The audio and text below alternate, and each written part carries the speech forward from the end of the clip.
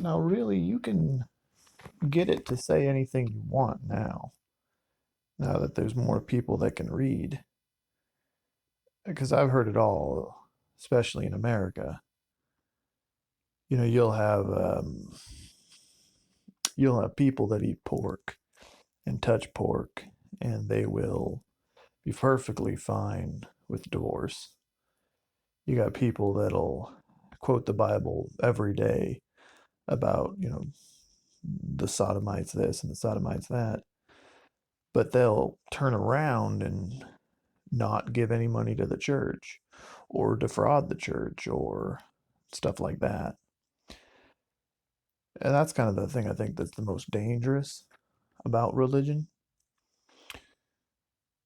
When they tried my sister, she had done some of the stuff that they said she had done, but there's no part of the book that you could have turned to and said, cut and dry, these words she did. It was just, well, in a roundabout way. And that's how I feel. And, certain marks and certain people saw certain things. And, that's really all they needed to go on. But sometimes if you read a passage and I disagree with you, it doesn't just mean I get to kill you. There's a part of the Bible, I want to say it's Genesis 38, if I remember from back in the day. Talks about a guy that more or less he's having sex with his brother's wife. And he decides not to, I guess I can say, reach the top of the mountain inside of her. He decides to relieve himself on the ground. And God comes down against that. Now, I've heard that interpreted many ways. Um, I've heard it interpreted when, you know, uh, against the idea of receiving or giving oral delights.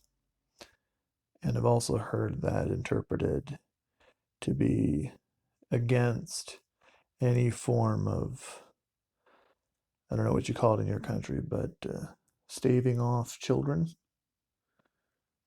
Uh, when I was a kid in seminary school, we all thought that was a joke.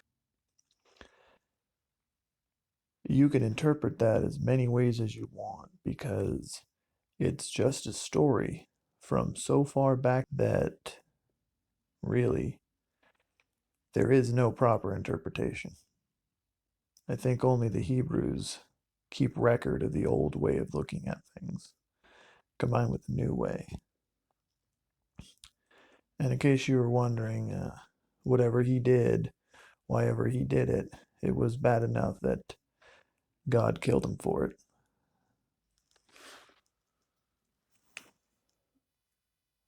She was charged with witchcraft, which our lawyer thought was the most open ended thing you could be charged with. Because, I mean, what is witchcraft? Making a deal with the devil, I guess. That's what they said she did.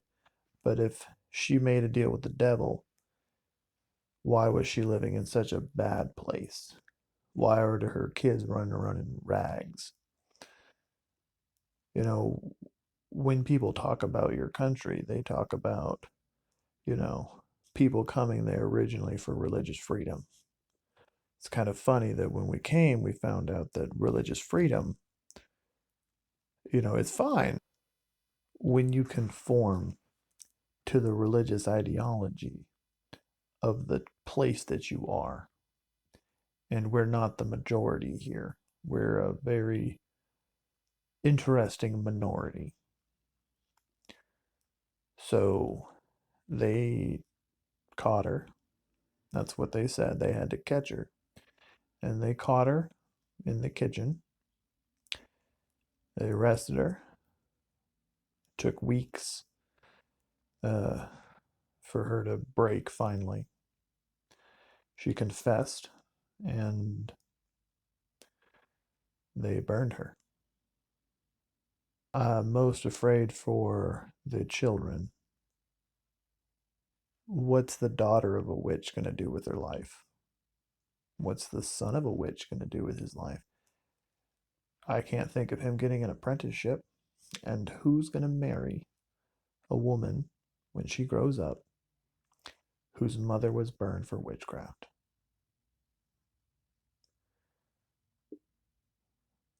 I don't see them doing anything with their lives. I can't take them.